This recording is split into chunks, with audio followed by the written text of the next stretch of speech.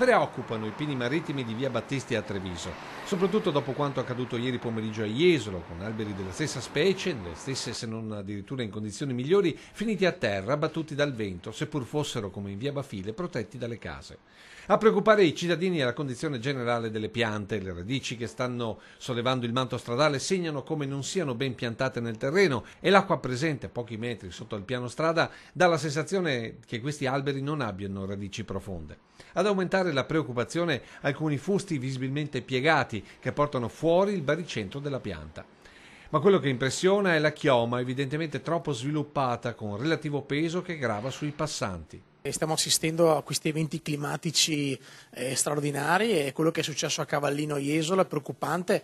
Poi si è trasportato anche a quello che potrebbe accadere agli alberi di via Cesare Battisti, per esempio, che hanno la chioma talmente sfolta che basterebbe molto meno di quello che è successo a Cavallino ieri per farli venire giù e per mettere in pericolo diversi cittadini. Che dopo quanto accaduto a Jesolo ieri pomeriggio qualcosa si sia mosso anche a Casugana lo dimostrerebbero questi tecnici che questa mattina stavano verificando gli alberi. Per il consigliere Campora c'è un intervento da fare immediatamente.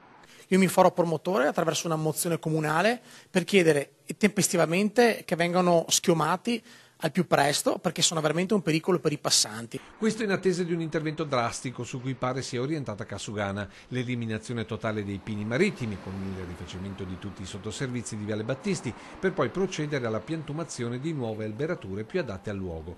Il preventivo pare sia oltre €1 milione che però in questo momento Treviso pare non possa sborsare.